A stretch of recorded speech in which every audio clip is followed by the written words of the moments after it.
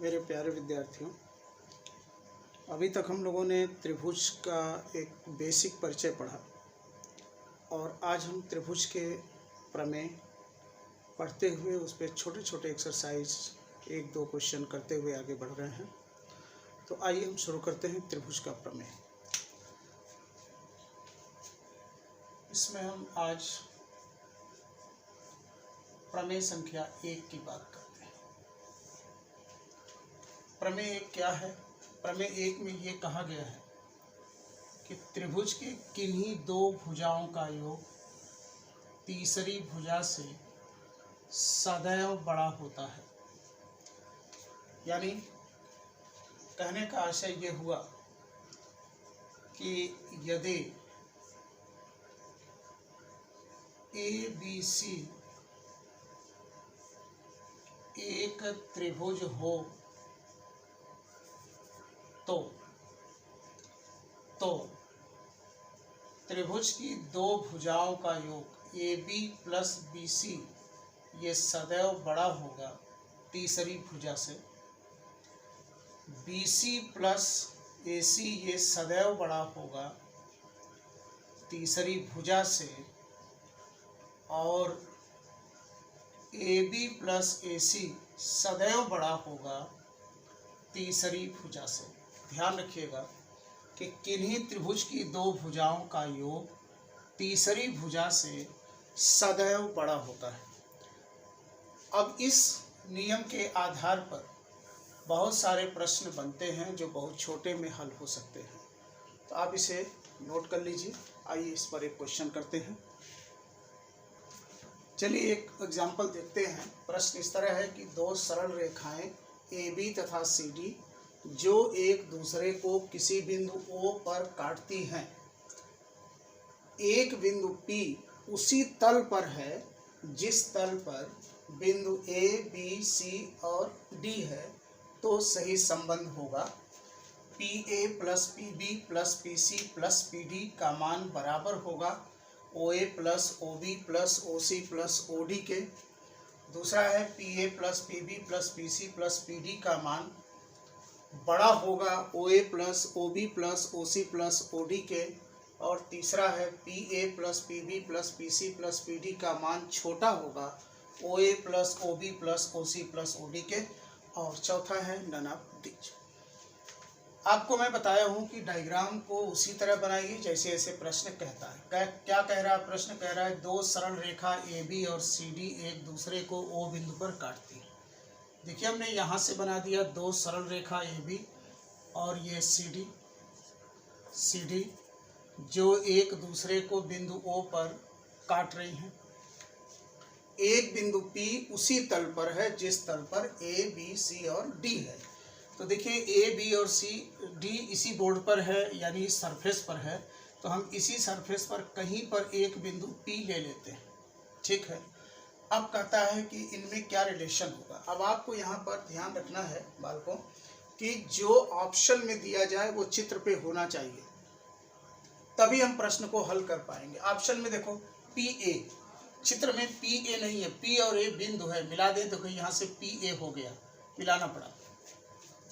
इसी प्रकार देखिए PB, PC और PD ये हमने मिला दिया। इधर देखो OA है, OB भी है, OC है, OD है, यानी चित्र कंप्लीट है लगने के लिए। अब देखिए इसका सलूशन हम कैसे निकाल रहे हैं, ध्यान दीजिएगा। हल नियम हमारा है कि किसी भी त्रिभुज में दो भुजाओं का योग तीसरी भुजा से सदैव बड़ा होता है। अब आप इस त्रिभुज पे जरा गौर करिएगा। इस पर यानी त्रिभुज APB में हम बात कर रहे हैं। यहाँ पर देखो PA और PB को जोड़ता हुआ प्रश्न पूछा गया है। तो हम यहाँ से PA और PB को उठा लेते हैं कि PA प्लस PB। अब ये बड़ा होगा। तीसरी भुजा कौन बची? AB की। लेकिन ऑप्शन में हमारा AB नहीं है, तो क्या इस AB को AO प्लस OB लिख सकते हैं? बिल्कुल लिख सकते हैं। तो देखिए हमने लिख दिया OA प्लस OB, ये हमारा पहला केस हो गया। हमने इसमें से दो तो ले लिया, अब हमें इस दो की तलाश है। तो ये देखिए इस त्रिभुज में मिल रहा है, किस त्रिभुज में? ये देखिए इसमें मिल रहा है। और क्या है इसमें? PC plus PD, PC plus PD। तो देखिएगा PC प्लस PD बड़ा होगा। अब बताओ त्रिभुज की दो भुजा का योग तीसरी से बड़ा होगा, तो तीसरी यहाँ कौन है? CD। CD हमारे ऑप्शन में है नहीं, तो हम क्या CD को CO प्लस OD लिख सकते हैं? बिल्कुल लिख सकते हैं, OC प्लस OD। और ये रहा हमारा दूसरा इक्वेशन। अब यहाँ पर क्या है? देखिए चारों को जोड़ करके प्रश्न पूछा है, हम भी इनको ऐड कर देते हैं। तो देखिए हमें यहाँ से क्या मिल गया? PA plus PB plus PC plus PD, और ये बड़ा होगा OA plus OB plus OC plus OD के, और ये आपका दूसरा आंसर सही होता है। तो चलिए आप जल्दी से डायग्राम को बनाते हुए इसे जल्दी से नोट करेंगे। चलिए अब देखिए आते हैं नियम संख्या 2 पर। क्या कहा है नियम 2 में? कहता है कि किसी त्रिभुज, कोई भी त्रिभुज हो, किसी त्रिभुज की किन्हीं दो भुजाओं के मध्य बिंदुओं को मिलाने वाली रेखा तीसरी भुजा के समांतर और लंबाई में उसकी आधी होती है। अब देखिए किसी त्रिभुज ABC के किसी भुजा का मध्य बिंदु ले लो, मिड पॉइंट हमने ले लिया, यहाँ से हमने ले लिया C, ये D बिंदु ले लिया हमने, और इसके मध्य बिंदु को ले लिया हमने E। अब प्रमेय को सुनिए और देखिए मैं डायग्राम पर कैसे पेन चला रहा हूँ। किसी त्रिभुज ABC के किन्हीं दो भुजा AB और AC, कोई भी ले सकते हैं, BC भी ले सकते हैं, के मध्य बिंदु क्रमशः D और E को मिलाने वाली रेखा DE, तीसरी भुजा कौन बच गई है? BC बची है, क्योंकि दो का तो हमने मध्य बिंदु लिया है। तीसरी भुजा के समांतर और लंबाई में इसकी क्या होगी? आधी होगी। तो आइए देखिए इस प्रमेय में क्या कहा। प्रमेय में कहा कि यदि त्रिभुज ABC में AB तथा AC का मध्य बिंदु क्रमशः D तथा E हो, तो DE रेखा, देखिए पहली चीज DE रेखा समांतर होगी। देखो DE उधर से बोल रहे हैं तो इसको भी इधर से बोलेंगे BC के, और दूसरा देखिएगा कि जो DE है वह बराबर होगी आधी BC के। किसी त्रिभुज की दो भुजाओं के मध्य बिंदुओं को मिलाने वाली रेखा तीसरी भुजा के समांतर और लंबाई में उसकी आधी होती है। अब देखिए इसके कुछ और विशेष पॉइंट हैं इस प्रमेय में। चलिए ध्यान से जरा सुनिएगा हमारी बात को कि इससे क्या क्या और निष्कर्ष निकल रहा है। देखिए मैं एक त्रिभुज ले रहा हूँ, राइट एंगल ट्रायंगल, बहुत ध्यान से थोड़ा सा देखिएगा आपको। अब जरा ये बताइए कि अगर मैं इस भुजा को 6 सेंटीमीटर मान लूँ और इसे हम 8 सेंटीमीटर मान लें, तो ये 10 सेंटीमीटर पाइथागोरस के प्रमेय से हो जाएगा। त्रिभुज कैसा है? राइट एंगल ट्रायंगल है, समकोण त्रिभुज। अब आप ये बताइए कि अगर मैं इसका मिड पॉइंट ले लूँ तो निश्चित है कि ये 3 होगा, तो ये भी 3 होगा। मैं यहाँ पर मिड पॉइंट ले लूँ तो निश्चित है कि ये 5 होगा, तो ये भी 5 होगा। अब मैं इसे मिला दूँ। प्रमेय कहता है कि भुजा के मध्य बिंदुओं को मिलाने से ये रेखा इसके समांतर होगी और लंबाई में इसकी आधी होगी। तो बोलो ये कितनी हो जाएगी? 4 हो जाएगी। अब आगे देखिए, अब मान लीजिए मिड पॉइंट इसका यहाँ पर है, हम इसे भी मिला देते हैं। तो अगर हमने मिड पॉइंट को मिलाया तो निश्चित है कि ये 4 होगा, 4 ये भी हो जाएगा। और ये मिड पॉइंट है, तो ये रेखा इसके समांतर और लंबाई में इसकी आधी होकर कितनी हो जाएगी? 3 हो जाएगी। और अब अगर हम इसको मिलाते हैं तो आप ध्यान रखो कि ये मिड पॉइंट है, ये मिड पॉइंट है, इसलिए ये रेखा इस रेखा के समांतर होगी और लंबाई में उसकी कितनी हो जाएगी? आधी हो जाएगी। अब आप यहाँ पर ध्यान दें तो आप देख रहे हैं कि अगर हम त्रिभुज के तीनों भुजाओं के मध्य बिंदुओं को मिला दें तो मूल त्रिभुज 4 भागों में बट रहा है और चारों त्रिभुज का 3, 5 और 4, 3, 5, 4, 3, 5, 4, 3, 5, 4 लंबाई की भुजाएं आ रही हैं। अब आप ये बताओ कि अगर त्रिभुज की भुजाएं बराबर बराबर लंबाई की हों तो क्षेत्रफल तो समान हो गया। इसका मतलब है कि मध्य बिंदुओं को मिलाने से जो मूल त्रिभुज है वह 4 बराबर क्षेत्रफल में बटेगा, तय हो गया। दूसरी बात देखो कि अगर हमने समकोण त्रिभुज लिया था तो जो कट करके छोटे छोटे 4 त्रिभुज बने वह भी निश्चित रूप से समकोण है। समकोण का मतलब सिमिलर है। तो हम दूसरे नियम में ये भी कह सकते हैं कि किसी त्रिभुज की भुजाओं के मध्य बिंदुओं को मिलाने से मूल त्रिभुज 4 त्रिभुजों में बटेगा जो क्षेत्रफल की दृष्टि से आपस में बराबर होंगे, ये आपस में समरूप होंगे और आपस में सर्वांग सम होंगे।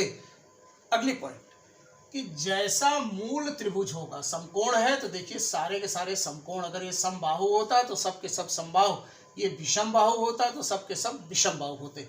तो यहाँ पर हम लोगों ने जो इसमें मूल रूप से कुछ चीजें पाई वो सबसे पहले नंबर पे हम ये पाते हैं कि किसी त्रिभुज की भुजाओं के मध्य बिंदुओं को मिलाने से जो त्रिभुज है वह 4 त्रिभुजों में बटेगा और चारों त्रिभुज का क्षेत्रफल आपस में क्या होगा, बराबर होगा। यानी ए बी सी, अगर हम इसके मीड पॉइंट को मिला दें, ये देखिए अगर मैं इसको मिला दूं, ये अगर मैं मीड पॉइंट को मिला दूं तो ये जो क्षेत्रफल की दृष्टि से ये चारों का चारों खंड आपस में बोलो क्या हो जाएगा, बराबर हो जाएगा।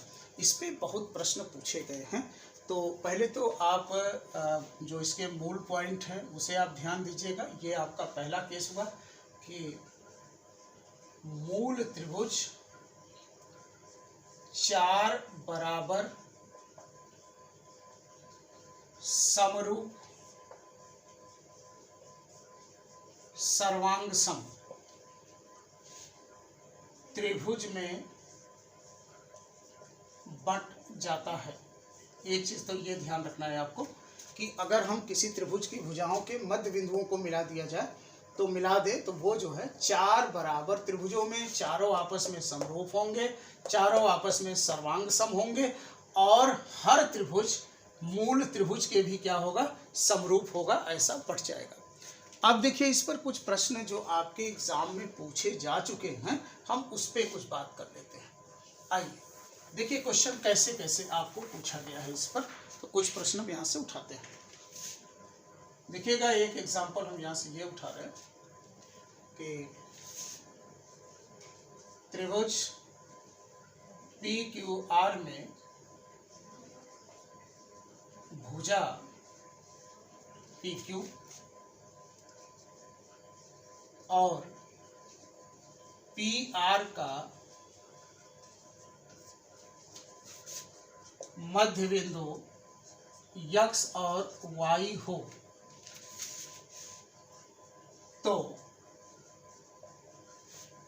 ज्ञात करें। पहला केस ध्यान से देखिएगा कि क्षेत्रफल त्रिभुज PQR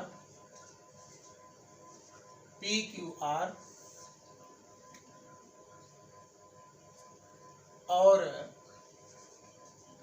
क्षेत्रफल त्रिभुज PXY का अनुपात क्या होगा। दूसरा देखिए चतुर्भुज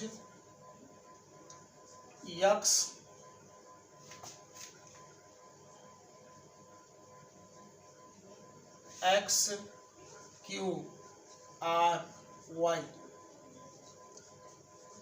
का क्षेत्रफल त्रिभुज PQR का कितना प्रतिशत होगा। देखिए ये दो प्रश्न हमने यहाँ से उठाया सिंपल सा कि त्रिभुज PQR में भुजा PQ और PR का मध्य बिंदु XY है तो ज्ञात करो क्षेत्रफल त्रिभुज पी क्यू आर और क्षेत्रफल त्रिभुज पी एक्स वाई का रेशियो क्या होगा, और चतुर्भुज एक्स क्यू आर वाई का क्षेत्रफल और त्रिभुज पी क्यू आर के क्षेत्रफल का कितना प्रतिशत होगा। तो देखिए यहाँ पर हम उसी डायग्राम को ड्रा करते हैं। ये देखिएगा हमारा त्रिभुज है पी क्यू आर। यहाँ कहता है कि पी क्यू पर एक बिंदु x है, मध्य बिंदु x है, और क्यू पी आर का मध्य बिंदु क्या है, y है। अब हम इसे मिला देते हैं। अब देखिए यहाँ से आपसे पूछ रहा है, हाँ एक चीज़ मैंने कहा कि ये तो मिड पॉइंट है, तो आप एक इमेजिन कर लो कि हम यहाँ भी मिड पॉइंट मान करके हम इसे भी ड्रा कर देते हैं। आप जहाँ मध्य बिंदु पाओ तुरंत इसको ड्रा कर दो। अब आप ये बताओ कि अगर ये एक है तो ये भी एक, ये भी एक, ये भी एक होगा, क्योंकि अभी हमने आपको समझाया है कि अगर हम त्रिभुज की भुजाओं के मध्य बिंदुओं को मिला दें तो वह मूल त्रिभुज 4 बराबर त्रिभुजों में बढ़ जाता है। तो सभी के क्षेत्रफल को हम एक एक एक मान लिए। अब आइए यहाँ देखिए, कहता है पी क्यू आर में 4 बार ए है, इसका मतलब ये वैल्यू 4 हो गई।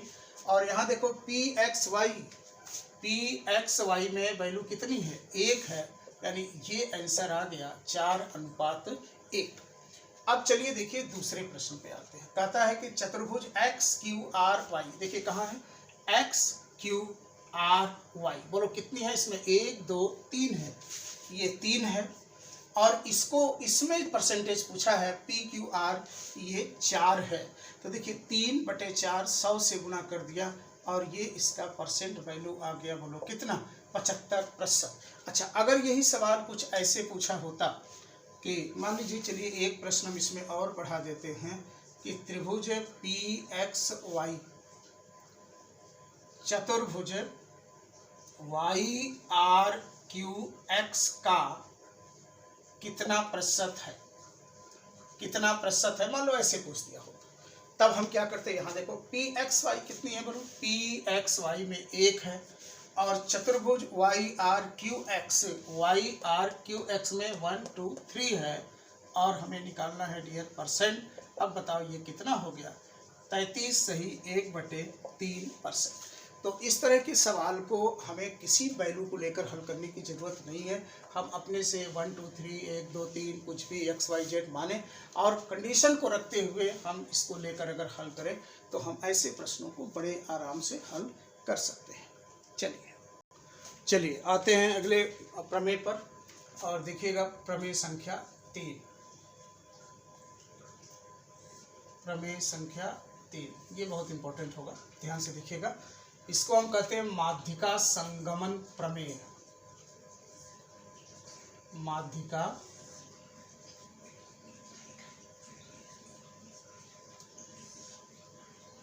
संगमन प्रमेय, क्लियर करिएगा इसको। देखिए इसमें क्या कहा गया है, इसमें कहा गया है कि अगर कोई त्रिभुज है, क्लियर करना, ये त्रिभुज है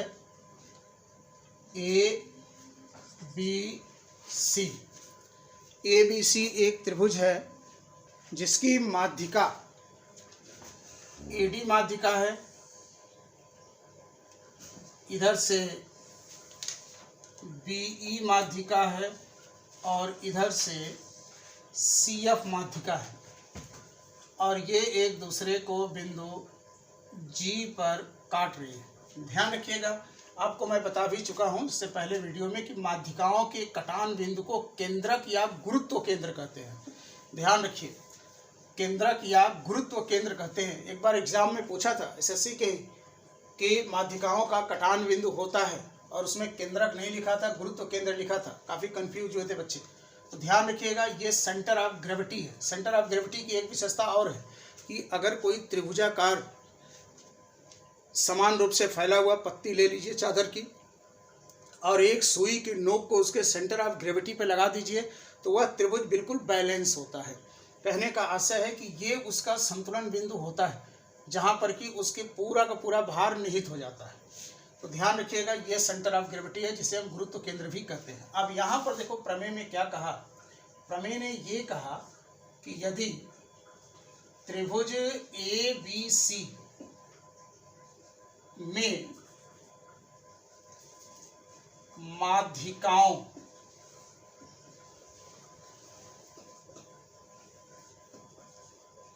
का काट बिंदु जी हो तो देखिए ए जी अपान जी डी यानी शीर्ष से आधार की ओर ये अनुपात में बटेगी 2:1 में, तो जी डी बराबर होगा। अब देखो शीर्ष बी से जी और जी से ई,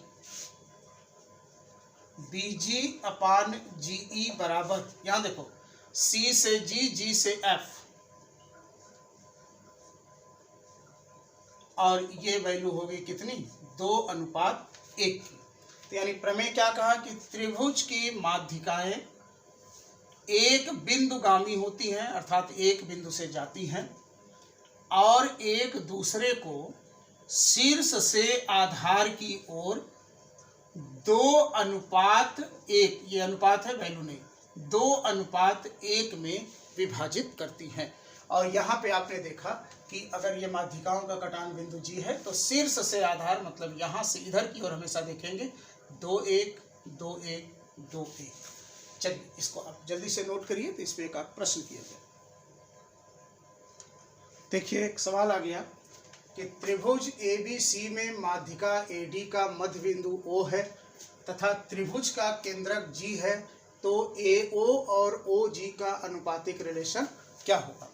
अब देखिएगा, थोड़ा सा ध्यान दे लीजिए, ये त्रिभुज ABC इसकी माध्यिका का आशय तो आप समझ ही रहे हैं कि ये आधा आधा बांटेगा, और इसका ये केंद्रक है G, थोड़ा सा गौर करिएगा G, इसका मतलब है कि यहाँ से यहाँ तक 2 होगा तो ये 1 होगा, और ये मीट पॉइंट है O, ये मीट पॉइंट है O, और आपसे पूछा है AO और OG का रिलेशन। चलिए ध्यान से देखो, अब आप ये बताओ कि AO को आप लिख सकते हो AD का आधा लिख सकते हैं, और AD की वैल्यू बोलो कितनी है 3 है। देखिए यहाँ से यहाँ तक 2, यहाँ से यहाँ तक 1 3 है, और ये हो गया 3/2। AO तो मिल गया, अब हमें चाहिए OG। अब देखो OG की वैल्यू क्या होगी, अगर मैं AG में से AO घटा दूं OG आ जाएगा। चलिए देखिएगा, OG बराबर हो जाएगा AG माइनस AO। अब बताओ AG का मान कितना है 2 है, और AO का मान कितना है 3/2 है, और ये रिजल्ट आ गया कितना 1/2। देखिए OG का मान आ गया 1/2। अब आपको अनुपात निकालना है, तो OA अपान OG बराबर हो गया, OA का मान कितना है 3/2/1/2, 2/1 होकर ये इससे कैंसिल हो गया, और इसका अनुपात आ गया 3:1।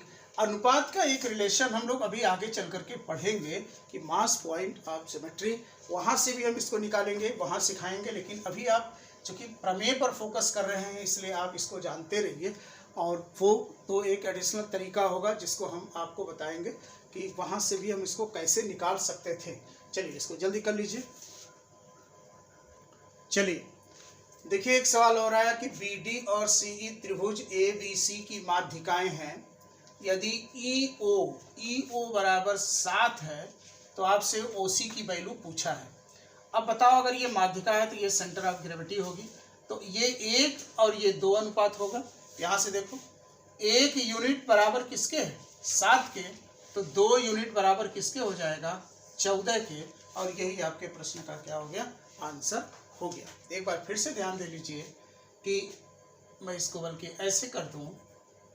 देखिए आपको पता है कि ये 2:1 में बांटेगा, अगर ये अनुपात 2x है तो ये x होगा।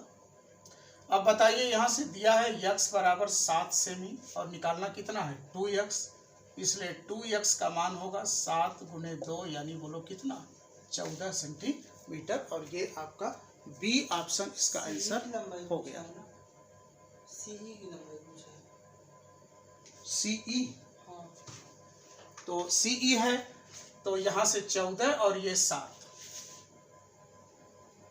रखिएगा, CE की लंबाई आपकी कितनी हो जाएगी, CE बराबर हो जाएगा 3s और x बराबर कितना है 7 है, तो 3 × 7 यानी कितना हो गया 21 सेंटीमीटर। ठीक है, तो CE का मान यहाँ पर कितना आ गया 21 सेंटीमीटर। अगर आपसे GC पूछा होता तो वैल्यू कितनी होती 14 सेंटीमीटर। ओके, चलिए। तो आज हम लोगों ने त्रिभुज के कुल 3 प्रमेय पढ़ा, जिसमें हमने माध्यिका संगमन प्रमेय, मध्य बिंदु का प्रमेय पढ़ा और 2 भुजाओं का योग तीसरे से बड़ा होता है।